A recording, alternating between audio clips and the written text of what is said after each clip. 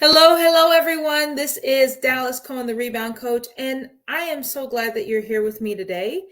If you are one of the regular people who watch these lives, either while they're being broadcasted or you watch the recording later on, I've missed you. It's been a couple weeks. So last week was Yom Kippur, fell on a Wednesday, so I didn't come to you live that week. And then the previous week, there was something else going on. And so we've missed 2 weeks together, and I missed you. So glad that we got to spend some time together today. We do have a serious topic, and I will tell you, I did not want to necessarily talk about this today. I have a lot of really wonderful things going on in my life right now. And when good things are happening, you don't always want to dig back in the trauma story or think about, bad things. But here's what I know. People are getting great use out of these lives, even if you're not, with us right now. If you're watching this later on Facebook, or you're watching a Clubhouse replay, or listening to rather, I know that people are getting what I call breadcrumbs out of this. The people who are hurting are getting what they need. And I cannot, being a person who has lived through what I've lived through, I cannot be silent. So here we are. Here we are. And you might be saying, who are you? What is this? Why am I here? I'm Dallas Cohen, the Rebound Coach. And Rebound Coaches, you might say, what exactly is that? A life coach helps people get unstuck. And I've been doing this kind of work for 20 years in different capacities. And things changed for me a couple years ago in a pretty major way. So if you've never met me, you don't know my story, I'll give you an abbreviated version, and then we'll go further based on today's topic, which is domestic violence, one of those women. And so I didn't think I was going to ever be one of those women, in air quotes. I was raised by godly parents. They love God. They love each other. They were married for a lifetime. I had a traditional Christian home. Things were kind of moving along. My parents were a good example, and I didn't, there's nothing to complain about, right? Except I was molested from the time I was 8 to the time I was 16. And while that is unfortunately a very, very common story, it changes how you see yourself, how you relate to God in a household of faith, and for me, how I related to the opposite sex. So fast forward, when I met the man I married and later divorced, there were definitely red flags present. There were definitely reasons that I shouldn't be married to this person. What was also present, I believed that God's answer was yes. And because I believed that, I also believed that whatever trouble came with the situation, we'd be able to overcome it. We'd outlast it. We would live through it and be better on the other side. And truth is, those things did happen, just not in the way that I anticipated. We got into this cycle of what I call coping and crisis. And this is very in line with what it is that we're talking about tonight, which is domestic violence. I never, ever, ever, ever, ever thought that what I was dealing with was domestic violence. What I did call it eventually was coping and crisis. And this is where you're just in the cycle of you're kind of barely making it. So barely making it is like, I wake up, I go to work, I come home, my children eat, we argue, they're screaming, there might be violence, and then I go to sleep. I cry myself to sleep. I wake up tomorrow and do it again. That's a twisted way of saying coping, right? Because you're able to get up and do it again, and get up and do it again. And every so often, there's this earth-shaking crisis that upsets the apple cart and turns your whole household routine upside down, and you'll have to find a way to recover from that. And recovery could take anywhere from a couple days to a couple weeks to a couple months, but eventually you find your way back to that rhythm you were in before until another crisis. And so we were in that coping and crisis cycle for years and years. And I was married 10 years to a man that wanted me dead. I mean, that's the short version. And that crisis that coping and crisis cycle came to a head end of 2019, beginning of 2020. He eventually, after a mental health crisis, and that's another thing that people are starting to talk about. They're starting to talk about the need to take care of mental health, and that's very, very important.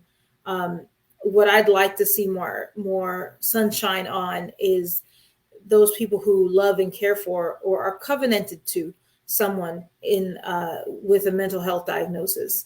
And so he had, after one of these episodes of crisis, he left for another woman. He was I'm going to say was, I don't know if still is, but I'm going to say was a serial adulterer, which means it wasn't just one affair. It was, 5 or 6 women in his inbox that he had been grooming. And I would find out about them. I would confront him. He'd cover his tracks. 1 or 2 he might get rid of. And then it would get quiet for a while. And then they'd pop back up, 5 or 6 different women. So, and I don't normally share that part of the story, but I'm sharing the markers, the hallmarks of certain kinds of domestic violence today, because it is Domestic Violence Awareness Month. And so for the next 3 weeks, at minimum, I will be covering the topic of domestic violence. And I'm sharing my story, and I hope to share some thoughts around how to understand it, both from if you're in it and this is happening, if you have survived it, so you're not in it anymore, or if you know someone, you care about someone who you think might be in trouble, right? So that's the purpose of these calls, of these lives this month. And that's the purpose of, digging out things that are not fun to talk about. They're just not fun. They're much worse to live through than to talk about, though. And because I have lived and not just lived, y'all, we are doing so good. God has blessed me indeed. God has blessed me indeed. And because of that, I owe it to him. I owe it to me. I owe it to you to share this and to share what hope looks like and to share how you can get up out of the hole yourself, or you can help somebody that you care about. And it's that passion that brings us to this conversation today. So, as I mentioned, after a mental health crisis, he left for another woman. And within a day or two of him leaving, I found out him and that woman had been plotting my murder and had been doing so for months by the time I was made aware of it. Needless to say, that kind of shatters your world. And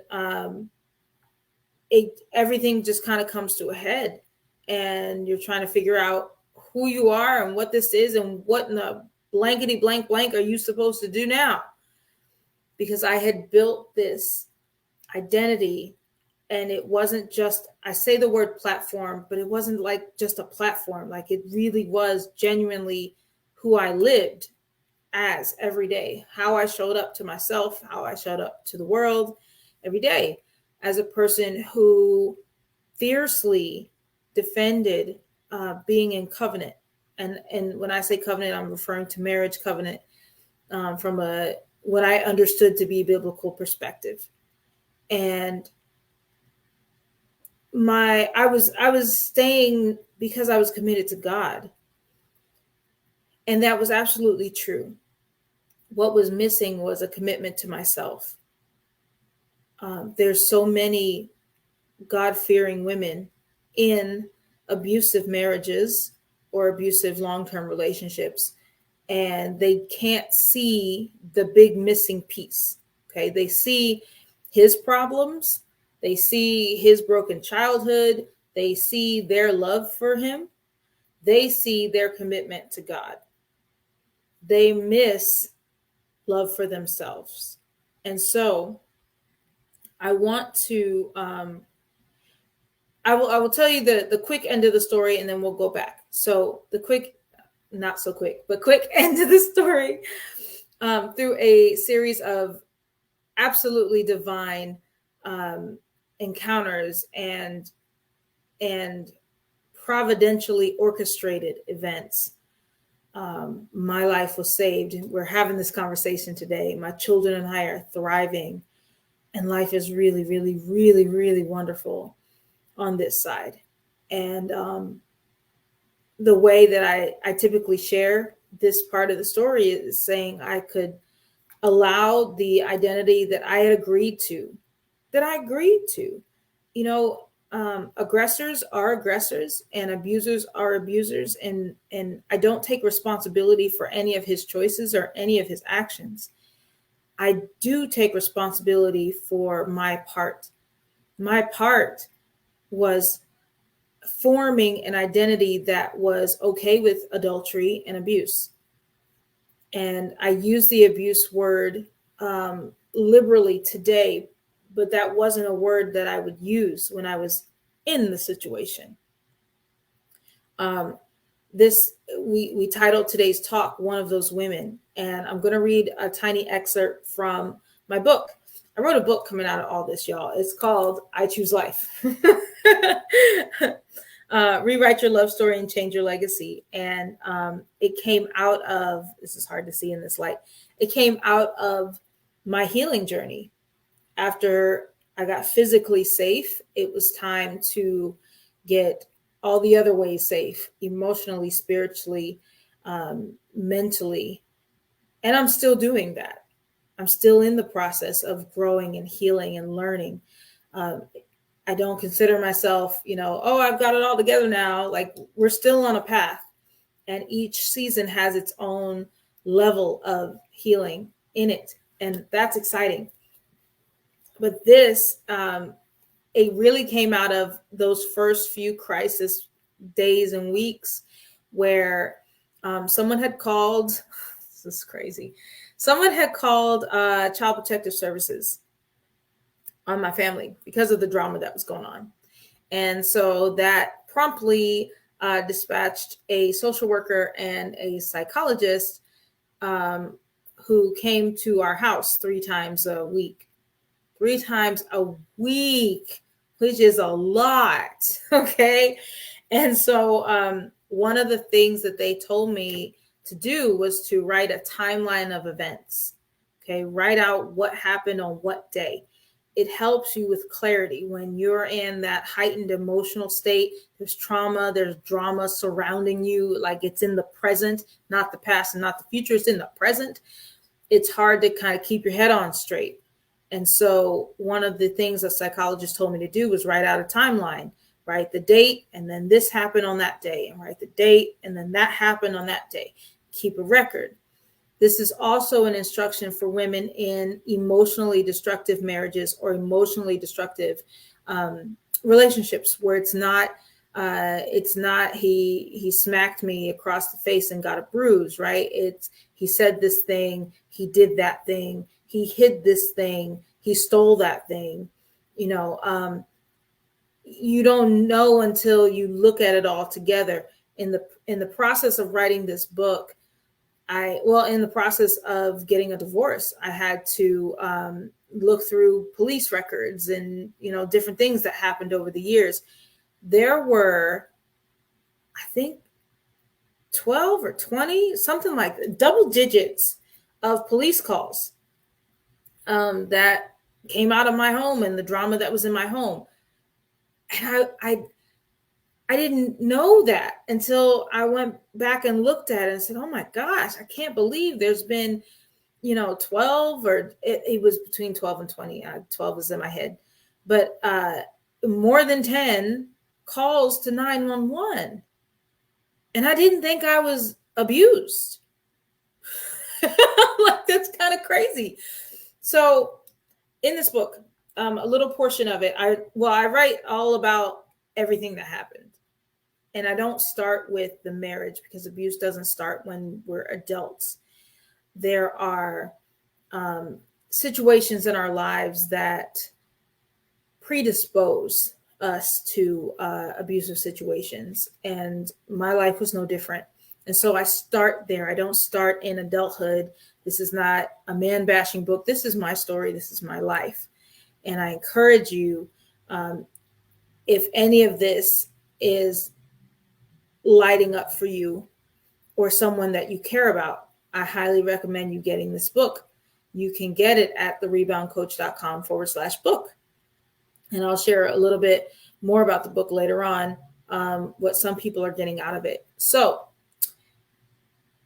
like I said, someone had called Child Protective Services, and they were at my house, and it's scary because, they're the people who can take your kids if you mess up, right? They're the people who can take your children. If you say the wrong thing, if you do the wrong thing, if they think you're not qualified to be a parent, right? So imagine having the level of trauma. Now he's had left. I know I had just found out who he was with and what they were planning. I had just found out. And so this little excerpt came like the next day. Okay. And I'm detailing. So here's the excerpt. I told the social workers visiting my home what happened. What happened was I found out what the plot was, and they referred me to the local domestic violence advocacy center to seek an injunction of protection against domestic violence. The problem was I never thought that I was the victim of domestic violence. He didn't habitually hit me or leave bruises or anything. Sure, he would punch holes in walls, break the door frame when ramming through a locked door to get to me, restrain me from time to time, take my keys or my phone or my purse so I couldn't leave. But he didn't hit me. He would speak evil, vile words to me through gritted teeth and clenched fists, but he wouldn't hit me. I would hear sad stories of domestic violence and thought, how hard must it be for those women? That day, I became one of those women. That's the end of the excerpt. It's like I was just saying, if you don't put things all together, you don't see the full picture. You're living in your day to day. So you see what happened today, and then tomorrow, the next day, you see what happened then, right? You don't put the pieces together unless it's all in front of you. And even in that excerpt, there are several examples of things I've put all in front of you together to see a pattern of abuse. And so often, women who are in these situations just can't see the pattern. Someone who's watching from the outside, they might be able to see the pattern, but you who living in it can't. And so the strategy is write out what happened, keep a journal. And it doesn't have to be like long sweeping, here's my thoughts and my feelings. Like, no, unless that's your thing, right? This is just for documentation. So today is October 12th, 2022. I went to work. I came home. This is what happened. Today, we can, people do screenshots of text exchanges when there's abusive words in a text. You can save that and document it. You can screenshot things and document it. The situation I was in, he used to post a lot of his thoughts and feelings on Facebook, and in a code, so if you watched long enough, you would catch the code, and you'd have to screenshot and document some of those things. In the book, you'll see some of those screenshots of very cryptic things he used to post and what they meant, right? So what does abuse look like? When I started going to therapy after all this, and the therapist said to me, what do you think about, narcissistic abuse and narcissism and, domestic violence? And I said to her, I don't know much about narcissism, but that sounds like I know it's the battle cry of all the divorced women. I had such a critical, judgmental spirit against divorced women, especially divorced Christian women, because I felt like they weren't trying hard enough. Because I was trying hard enough. I was working this. I was very committed. He could do whatever he was going to do. I was married. I wasn't going anywhere. Right. And God was going to protect me because I was doing what God said to do. And God did protect me. I just want you to hear that. I want you to hear that. And for the survivors who are bitter and angry, I get it. I get it. 10,000%. I also want you to know you're breathing today. You're breathing today. You're breathing today, and there are those who are not. That means that God did protect you. That's what it means. If you're breathing and you've survived, that means God has protected you. That's exactly what it means. Okay, I don't want to get off track here. But I used to, because I had that platform, and because I say we, in my mind, we were unified, my ex-husband and I thought we were unified in standing for marriages, standing against divorce. And because of that stance, I would be on platforms, and, I'm a speaker, and I've been a speaker forever. It's just, the message is just evolved over time. And so I would stand there and say those things to people, and then people would come with their abuse stories all the time. And I would listen. I'd say, that's so sad, right? But I couldn't find biblical justification for divorce in the case of abuse. And so I couldn't, in clear conscience, stand for that, right? So I would think, and I wouldn't say these words, but I would think though, I think, man, people just pulled out that abuse like a trump card, right? They just call something abusive so they can get out of their marriage. That's really, really tone deaf. And it hurts me to even say that I used to think that way. And that's so tone deaf. Okay. Just in case you've never experienced any of this and don't have compassion for abused women, just in case, let me just break it down for you. Leaving a marriage, and I don't care, a short marriage, a long marriage, an abusive marriage, a non-abusive marriage, it doesn't matter, is a really big lift. Like, it is not quick, easy peasy. Even if the legalities of it are quick, the internals are not.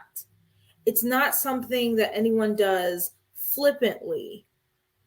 Okay, especially people who are serious about their faith walk. And not everybody's serious. I'm not making big, grand generalizations. I do want to say it's not, people don't like, oh, I fell out of love, let's draw up the papers. That's not how this works the majority of the time.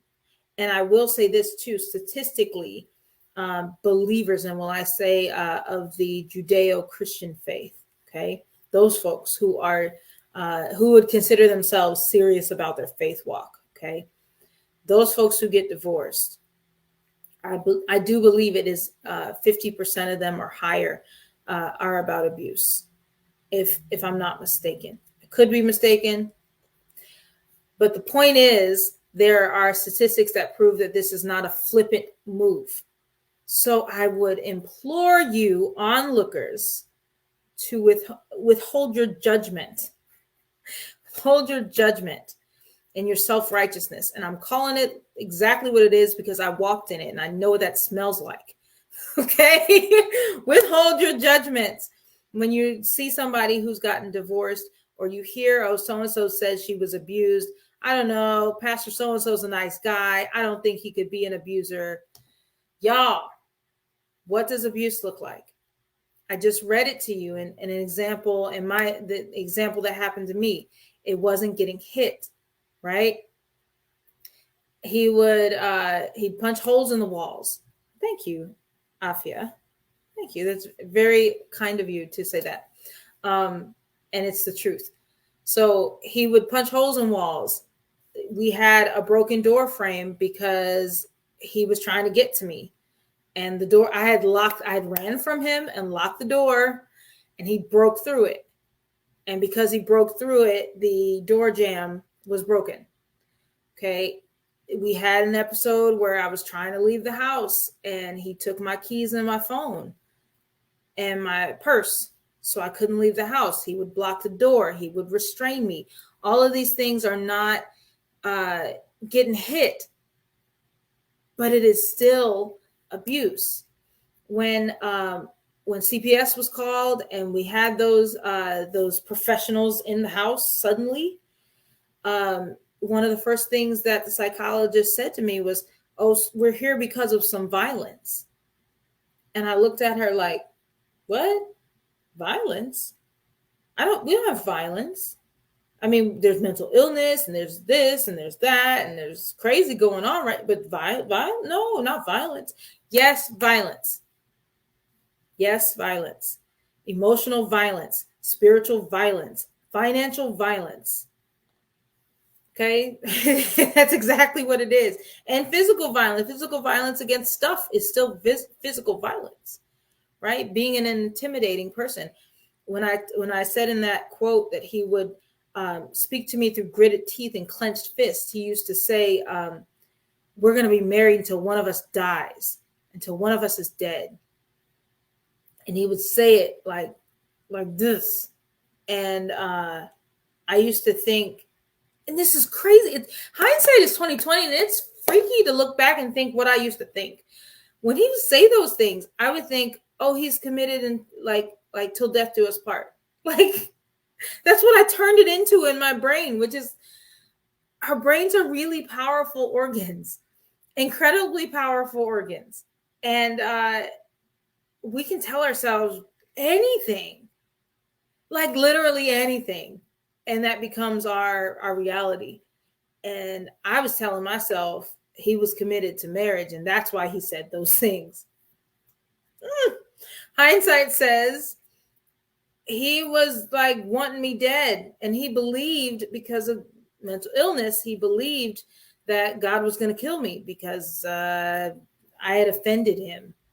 Some crazy stuff. Okay. So he believed that for years, and he would mention it every so often. Wasn't all the time.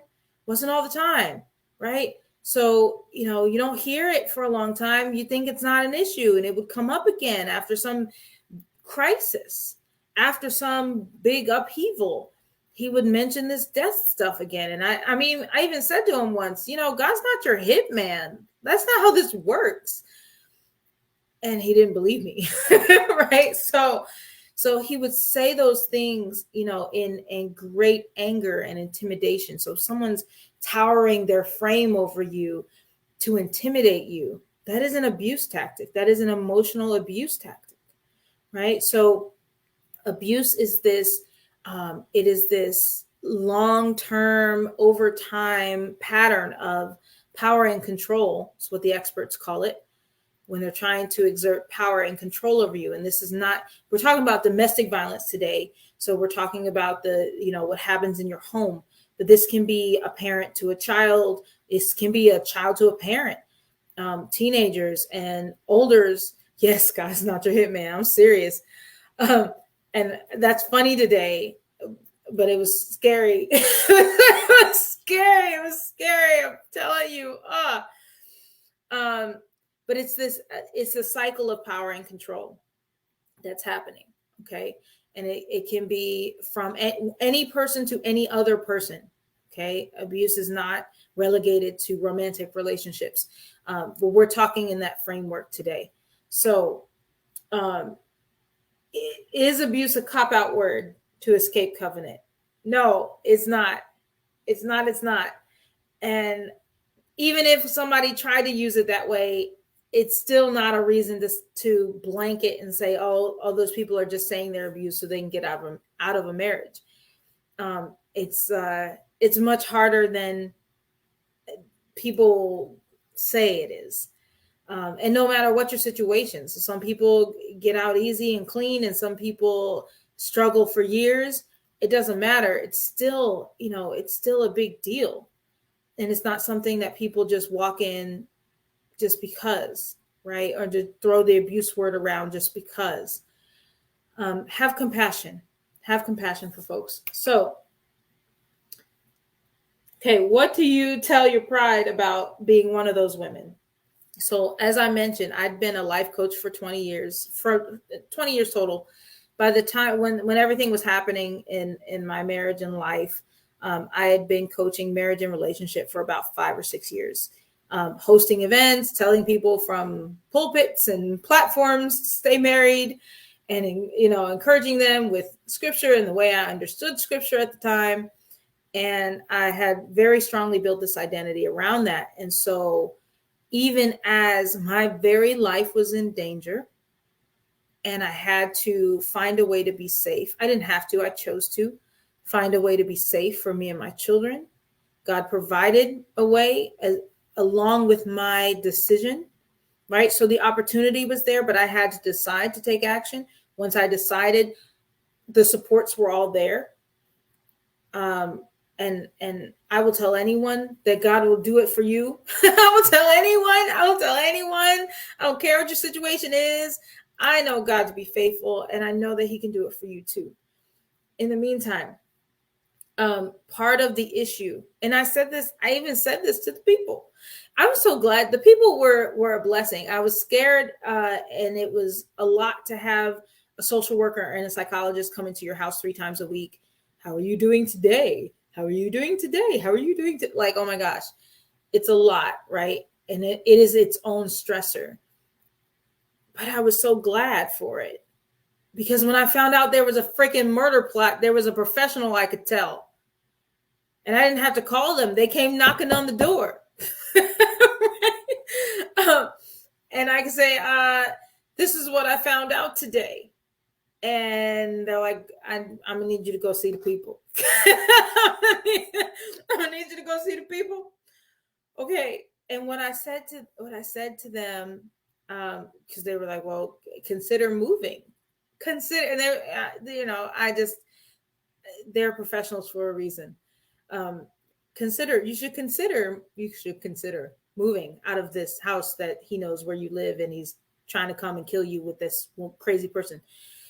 I'm like, well, I believe in covenant. And so all the things that I would rehearse and all the things that I believed, I was repeating them to this professional.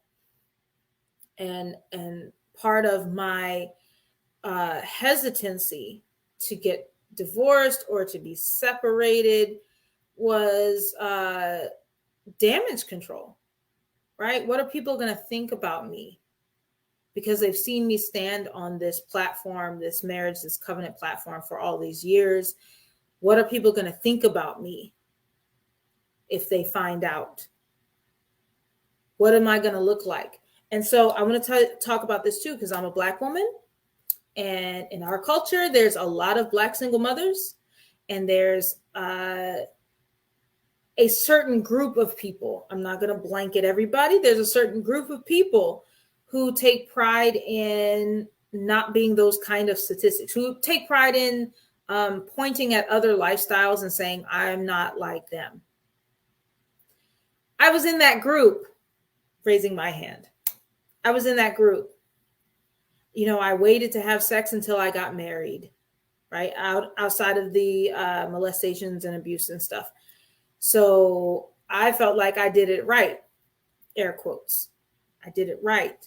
And that was supposed to entitle me to certain benefits from God, right?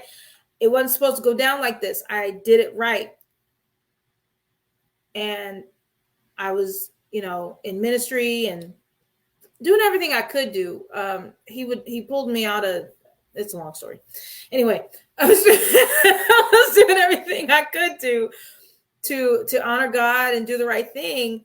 And I believe in marriage, and I'm not one of those women who quit on their marriages. I'm not one of those women who don't honor God's word, and don't trust God to make things better. Right? All the things we tell ourselves, all the things we tell ourselves.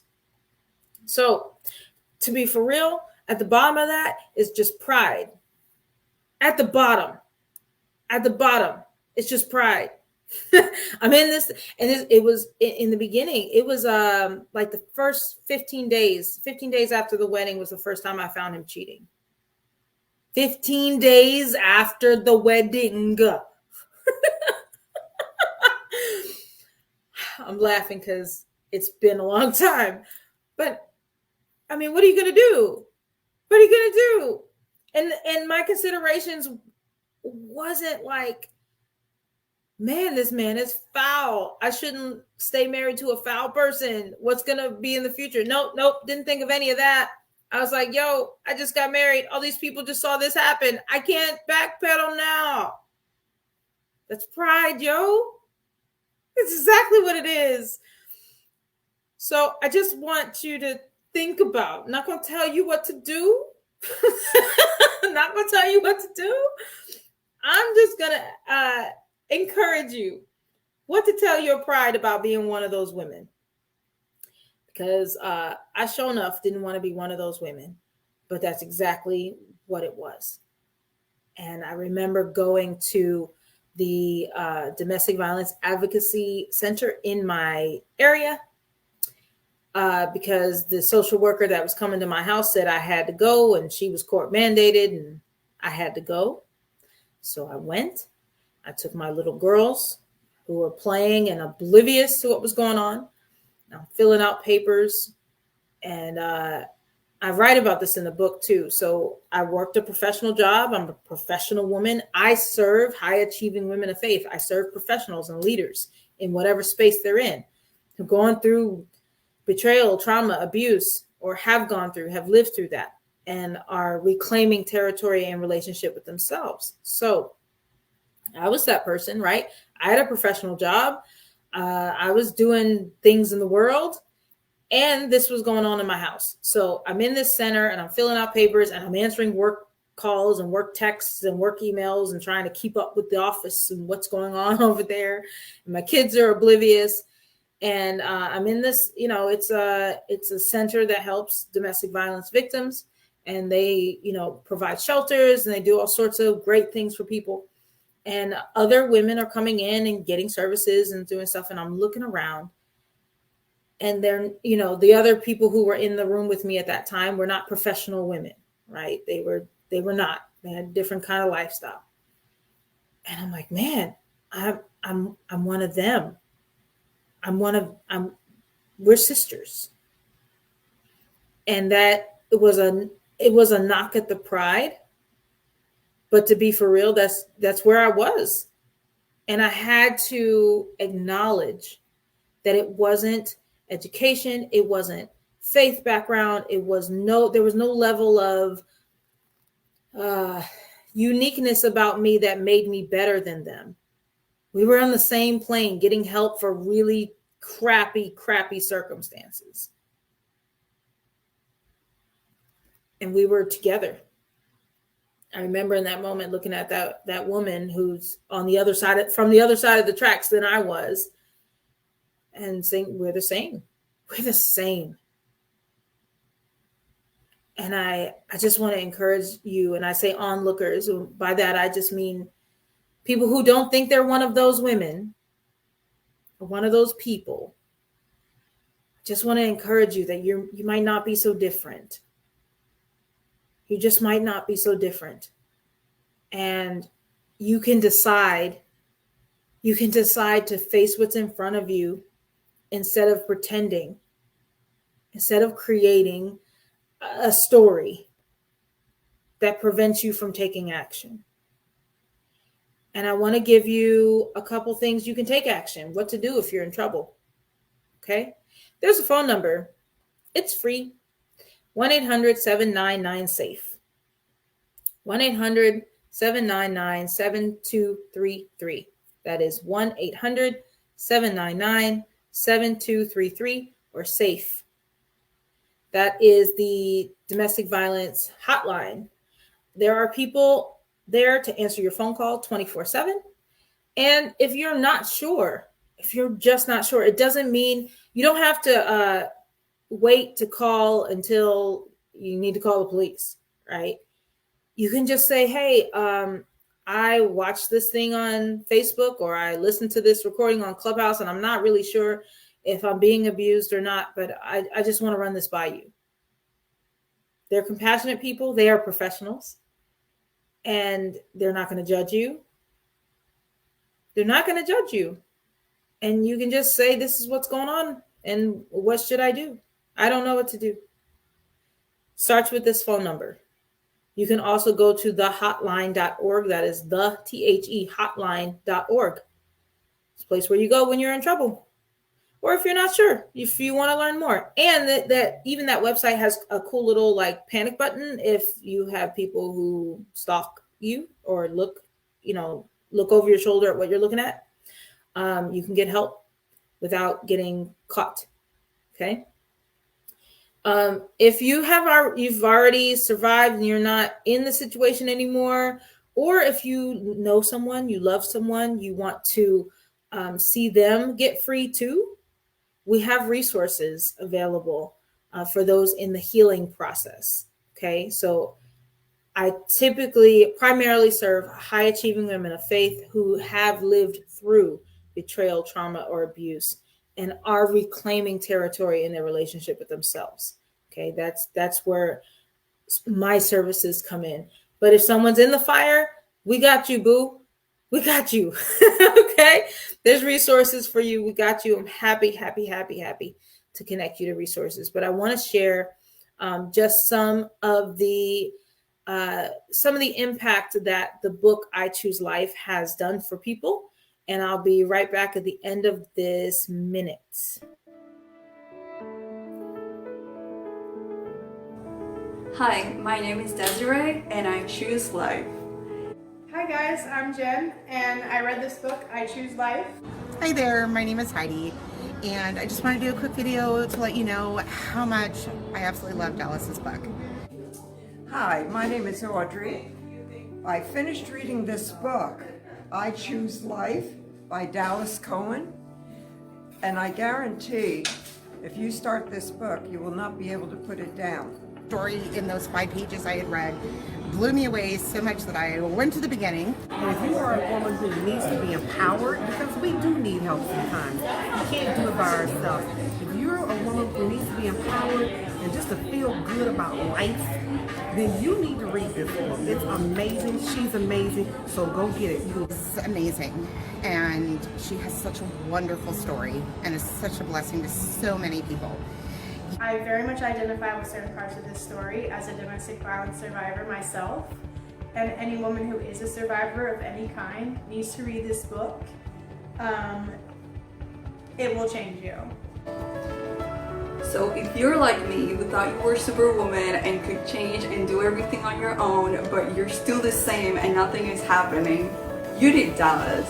So please go to thereboundcoach.com right now and get in touch with her. Choose life right now, and she'll help you get through everything.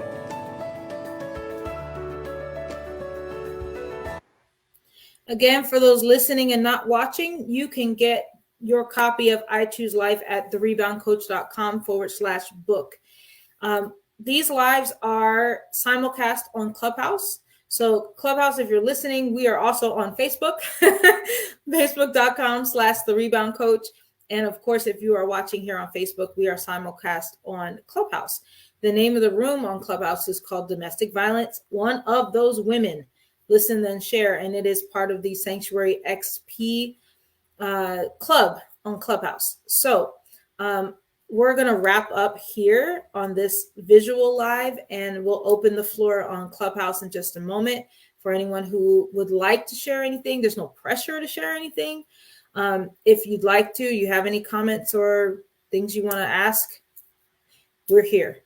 I again, like I started off with this is not something that I just, let's talk about abuse, right?